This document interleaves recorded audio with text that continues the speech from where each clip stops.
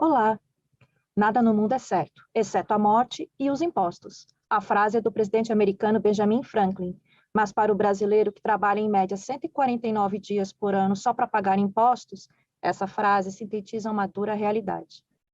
A lógica do sistema tributário brasileiro é privilegiar o Estado em detrimento do contribuinte, que é quem o sustenta. Foi pensando na correção dessas assimetrias e disparidades na atual relação entre cidadão-contribuinte e a Fazenda Pública que o deputado Felipe Rigoni, do União Brasil do Espírito Santo, apresentou o projeto de lei complementar que estabelece normas gerais relativas a direitos e garantias do contribuinte, principalmente quanto à sua interação perante a Fazenda Pública e dispõe sobre critérios para a responsabilidade tributária. Deputado, seja bem-vindo. Vamos conversar sobre a proposta? Olá, Cristiane. Olá, pessoal do Palavra Aberta. É um prazer estar aqui com vocês. Deputado, qual a motivação do projeto e quais as principais mudanças que ele traz para o contribuinte e para a Fazenda Pública?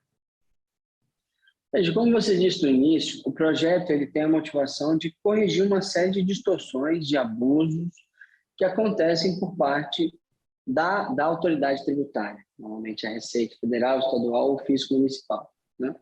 A ideia é você regular a relação entre quem paga imposto, o cidadão, as empresas, etc., e quem coleta os impostos, que é o fisco, né?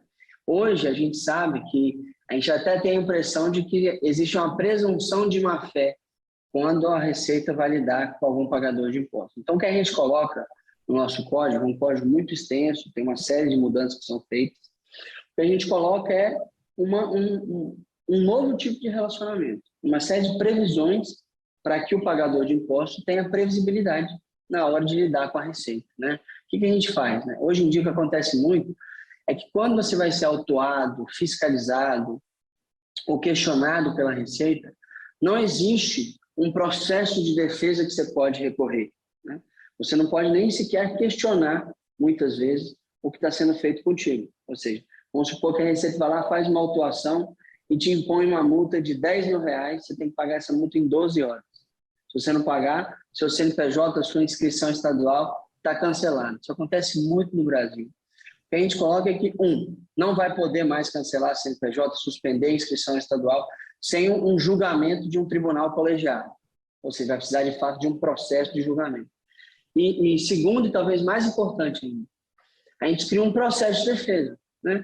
No Código Penal, você tem um processo de defesa, no Código Civil, você tem um processo de defesa, mas o pagador de impostos não tem esse processo de defesa. Ou seja, quando ele for autuado, ele vai ter um tempo a partir desse projeto para apresentar sua defesa prévia, a Receita vai ter que analisar essa defesa prévia e vai ter todo um processo para que o pagador de impostos possa comprovar ou não que ele devia mesmo ou não aquele tributo, né? Então, a gente corrige uma série de distorções. A ideia aqui é dar estabilidade, segurança jurídica para o pagador de impostos. E mais do que isso, a gente impede a Receita de operar a legislação tributária. O que é isso? Todos os anos, mais de 40 mil normas tributárias são editadas e reeditadas na soma da Receita Federal, estaduais e municipais. Não vai ter mais isso. Ou vai ser a letra da lei ou vai ser uma jurisprudência de um tribunal superior, justamente para a gente dar muito mais previsibilidade e estabilidade na relação econômica aqui no nosso país. Deputado, o dia 25 de maio se comemorou o Dia Nacional do Respeito ao Contribuinte. Essa data cívica foi criada em 2010 e tinha o objetivo de propor uma reflexão sobre o papel do cidadão contribuinte para o funcionamento da sociedade. De que forma essa proposta ajuda a aprofundar essa reflexão e abre novos rumos para a discussão dos direitos, garantias e deveres do contribuinte? Primeiro, uma coisa, Cris, eu acho que a gente não deve falar contribuinte. Contribuinte é aquele que escolhe contribuir. Nós não escolhemos, nós somos obrigados a pagar imposto. Nós somos pagadores de impostos. Eu acho que, inclusive, a gente tem que mudar esse nome para dar o devido respeito a quem paga os impostos no nosso país.